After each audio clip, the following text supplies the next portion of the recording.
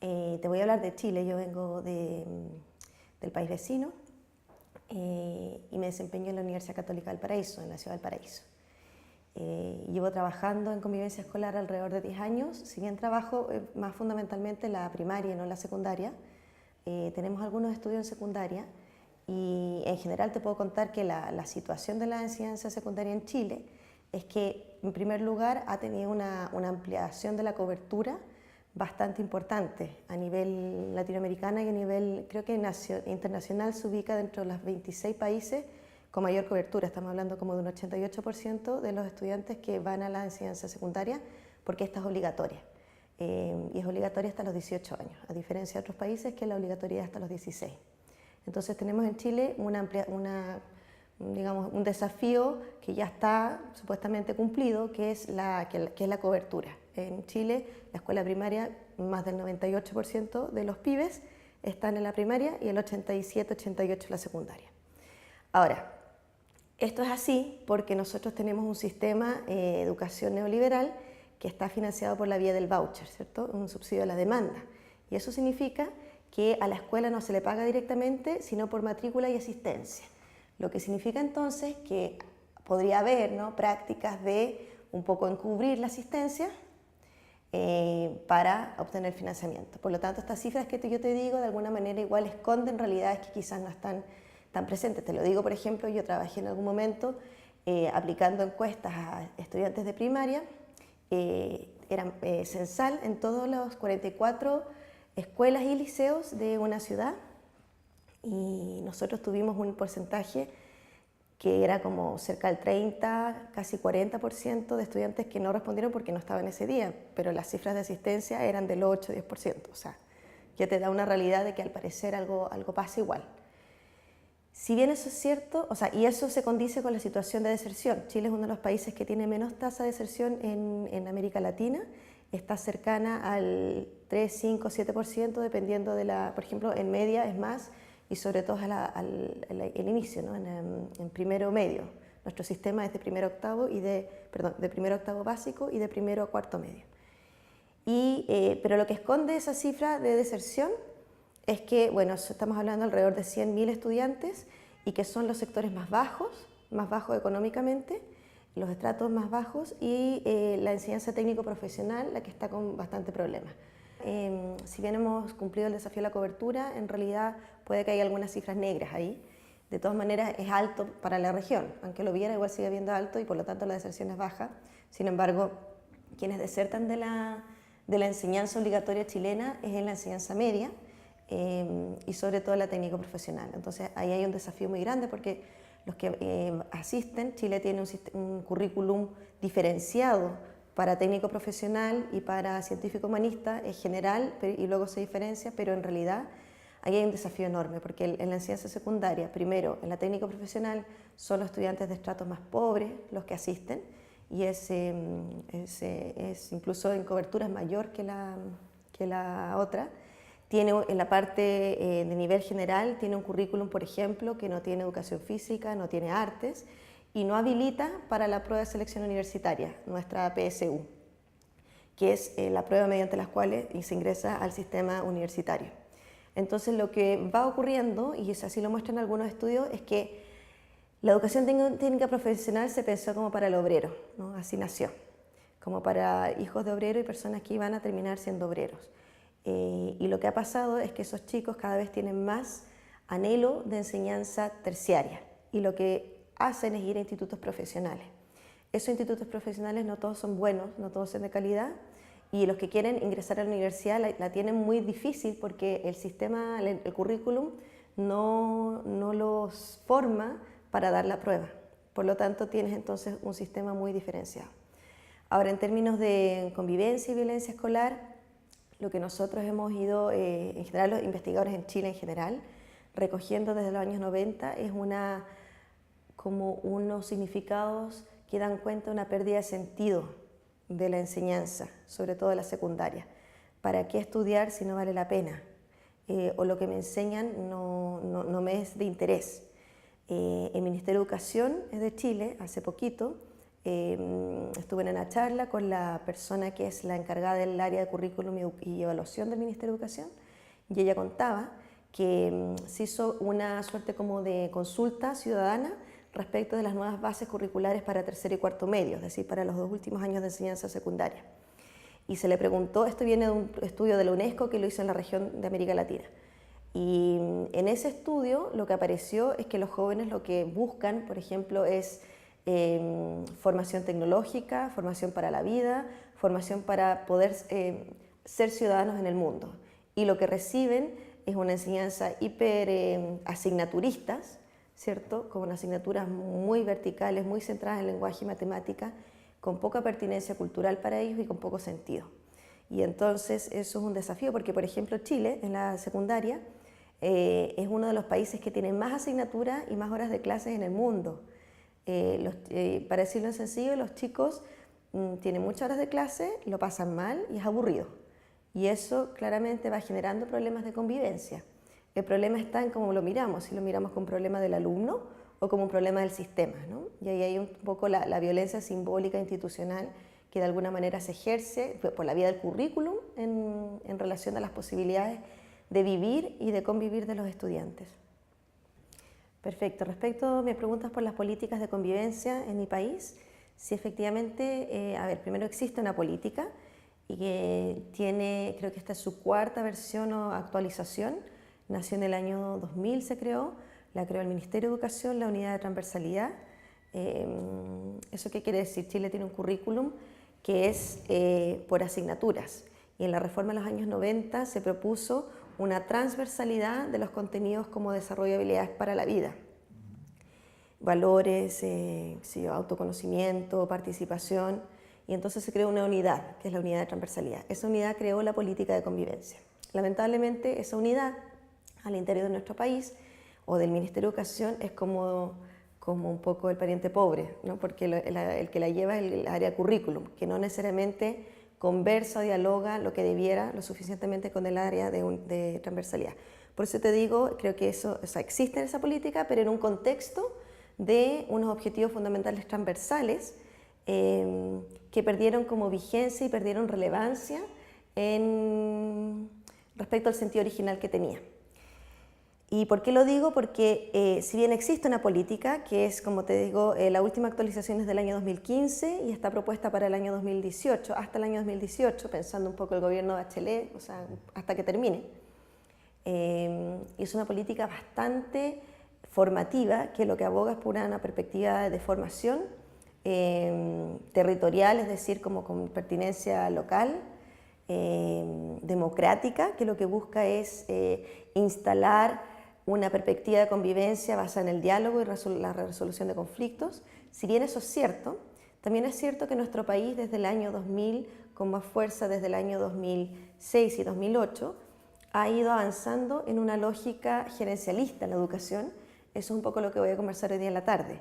Entonces tu pregunta en realidad es justamente lo que vengo yo a presentar, que es la idea de que si bien existe una política de convivencia escolar que se llama Política Nacional de Convivencia Escolar, también es cierto que hay otras leyes y políticas que han sido diseñadas desde lógicas distintas, algunas más gerencialistas, otras más centradas en la seguridad ciudadana y que entran en conflicto desde sus posiciones ideológicas, paradigmáticas. Por ejemplo, en el año 2008 existe en Chile la ley CEP, la Ley de Subvención de Educación Preferencial. ¿Qué es eso? El voucher, el sistema de financiamiento, que en Chile, no me acuerdo cuánto es, pero por ejemplo si son 40.000 pesos chilenos, se duplica para los estudiantes que tienen necesidades distintas. Entonces ya existía, por ejemplo, un voucher para los estudiantes con necesidades educativas especiales en los programas de integración. La ley CEP incorpora una subvención adicional, que se llama preferencial, para los estudiantes de los quintiles más bajos, de ingresos socioeconómicos.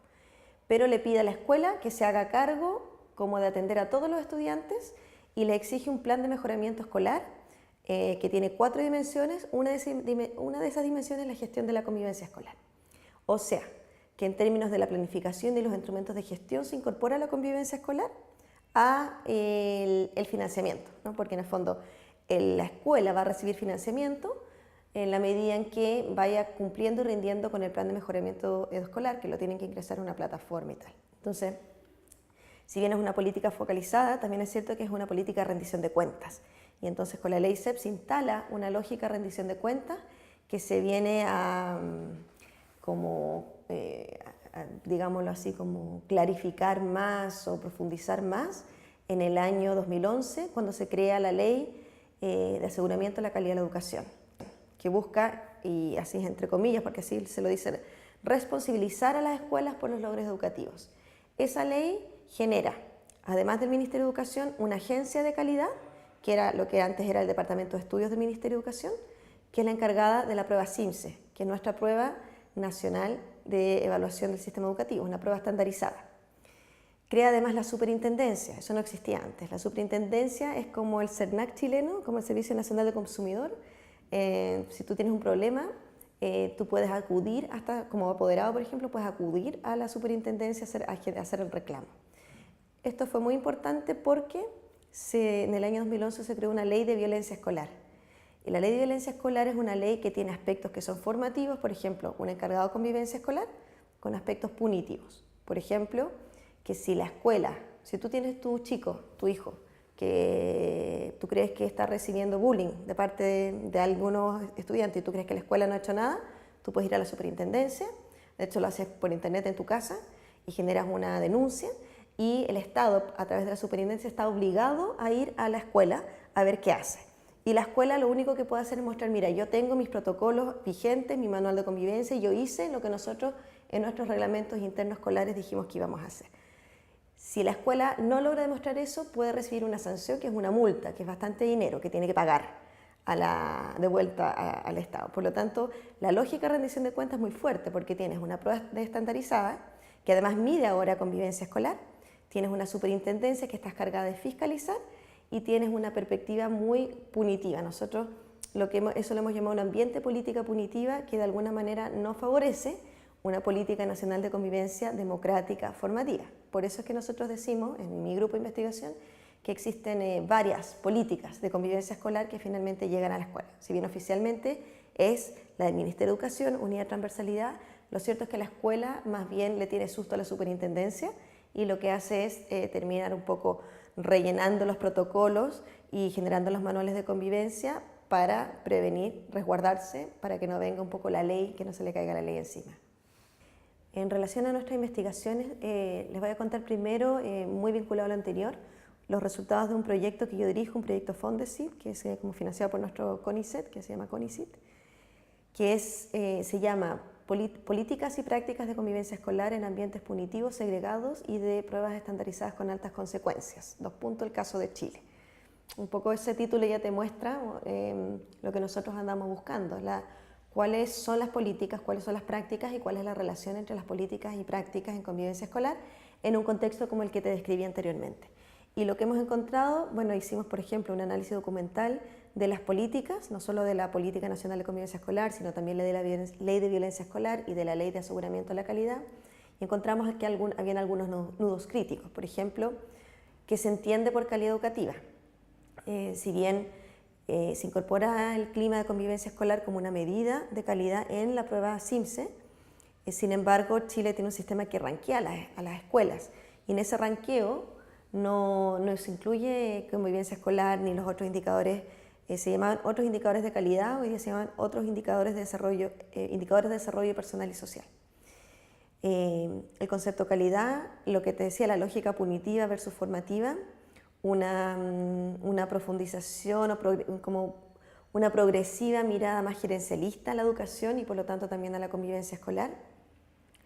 Un rol muy poco definido respecto a los encargados de convivencia escolar. Nosotros ahora estamos trabajando con el Ministerio de Educación levantando, sistematizando las prácticas concretas de los equipos de convivencia escolar en la escuela, a ver qué están haciendo y desde qué lógicas lo van haciendo, y etcétera. Luego hicimos entrevistas, por ejemplo, a los agentes de los ministerios, de la agencia, Ministerio de Educación, de la superintendencia, a quienes de alguna manera son los de no los de primera línea, los que están a nivel central en la implementación. Y ellos mismos detectaban estas mismas tensiones que te digo ahora, y que parten desde cómo se define, cómo se operacionaliza y cómo se mide convivencia escolar, quienes están preparados y la falta de apoyos para la formación inicial docente y para la formación pedagógica continua en convivencia escolar y quienes entregan los apoyos finalmente. Y luego nosotros también hicimos una encuesta cuantitativa, representativa, de 3 regiones y luego una bajada cualitativa bajo una metodología muy interesante que es etnografía de dispositivos. Y ahí encontramos, por ejemplo, que en términos cuantitativos, eso también vengo a contar hoy día, encontramos algo muy raro, que es que nosotros medimos a través de una encuesta que es mexicana, que se llama Convivencia Escolar Democrática, Pacífica e Inclusiva, que está basada en la matriz de UNESCO, que es una matriz de una lógica democrática, de convivencia democrática. Y tiene 3 dimensiones: convivencia democrática, pacífica e inclusiva. Y luego agregamos una dimensión adicional, que era prácticas punitivas. Preguntas como: en esta escuela se castiga a los estudiantes, en esta escuela se los deja sin recreo, se los envía a inspectoría, se los suspende, se los expulsa. Y lo que encontramos es que, desde la perspectiva de los estudiantes, a mayor práctica punitiva, mejor convivencia escolar democrática, pacífica e inclusiva, lo que para nosotros era contrasentido inicialmente. O sea, lo primero que pensé es la encuesta está mala o metimos mal los datos, pero después de revisar, no, en realidad eso es lo que aparece y entonces te da cuenta de alguna manera que los chicos por lo menos perciben, valoran positivamente las prácticas de castigo y de expulsión de los estudiantes desordenados, de los que les va mal, y al hacer eso, entonces entienden que puede haber una convivencia más democrática. ¿Se entiende? O sea, esto de alguna manera te habla de una lógica muy penetrada en nuestro sistema educativo, no sé si en el argentino, que es como esta metáfora de la manzana podrida, ¿no? Que para mejorar el cajón hay que sacar la manzana podrida. Y entonces lo que hay que hacer es sacar a los chicos que se portan mal, sacar a los chicos que tienen problemas en la sala de clases y que eso es algo bueno que hay que hacer. Entonces eso entra muy en conflicto con buscar una perspectiva de inclusión. No sé si ustedes saben, en nuestro país se promulgó el 2015 y entró en vigencia este año una ley de inclusión escolar que elimina el lucro en la educación, elimina la admisión arbitraria, por ejemplo, por la vía de selección académica. Y entonces un poco lo que va a hacer es, busca que todos los chicos que vienen de estratos distintos, de familias distintas, puedan estudiar en la misma escuela, porque lo que nosotros tenemos hoy día es un país con una educación altamente segregada, donde los chicos del barrio alto estudian juntos y los barrios bajos estudian juntos. Entonces, esta ley busca hacer eso. Eso genera desafío a nivel de la convivencia, claro está, porque lo que muestran los estudiantes es que a ellos les gusta convivir con quienes son más iguales a ellos y si van a convivir con otros distintos necesitan que castiguen al que se porta mal. Y entonces en términos de la política y práctica, bueno, estamos empezando a ver que hay relaciones muy importantes y por ejemplo, para terminar, el resultado más que a mí me tiene así muy metida respecto de la etnografía que estamos realizando es el libro de clases. No sé si ustedes usan libro de clases en la sala y el profesor tiene un libraco donde se anotan, además de la asistencia, las anotaciones positivas y negativas. Bueno, eso es fundamental, es decir, lo que rige todo más allá de toda la política y todo el cambio, en realidad es el libro de clases. Los chicos lo que le tienen miedo es a la anotación negativa y eso tiene muchas consecuencias individuales para ellos y nosotros un poco estamos ahora siguiendo eso. ¿Cuáles son las consecuencias? Por ejemplo, un chico en primaria que se cambia a la secundaria, porque muchos colegios en Chile son hasta la primaria y después te tienes que cambiar, se lleva, por lo menos hasta ahora, su hoja de vida o su le exigen un informe de personalidad. El informe de personalidad está basado en las anotaciones negativas del libro de clase. O sea, si tú eres un chico mal portado, eso tiene consecuencias, no vas a poder entrar al liceo que tú quieres.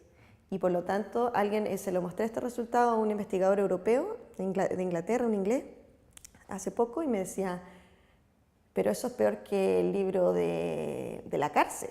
Porque el libro de la cárcel, tú puedes borrar tus antecedentes, ¿no? Aquí nadie puede borrar sus antecedentes, no. Entonces, en el fondo, quedas marcado, estigmatizado, sí. Y eso es lo que hace hoy día y permite todavía. Y la ley de inclusión escolar, si bien lo prohíbe el tipo de selección, igual, y no sé por qué, de alguna manera todavía admite que la escuela pueda solicitar ese informe de personalidad, pero no lo puede usar. Entonces yo me pregunto, ¿y para qué lo va a solicitar entonces?